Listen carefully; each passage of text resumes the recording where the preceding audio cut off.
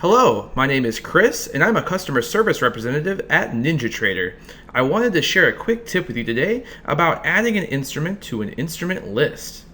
First, I'll navigate to the Instrument List window by selecting Tools, Instrument Lists from the Control Center. I can add or remove instrument list by selecting the Add or Remove buttons on the list side of the window. I can add any instrument to an instrument list by first selecting the list on the list side, and then selecting the Add button on the instrument side. I'll add the ES Futures instrument to my Futures instrument list by first selecting Futures, and then selecting Add, selecting the Search selector, and then I'm going to select Future from the Search selector,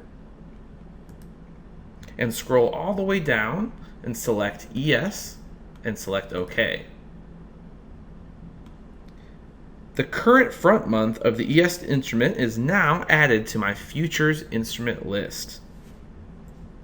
Let us know what you thought of this video and be sure to subscribe for more NinjaTrader tips. Happy trading!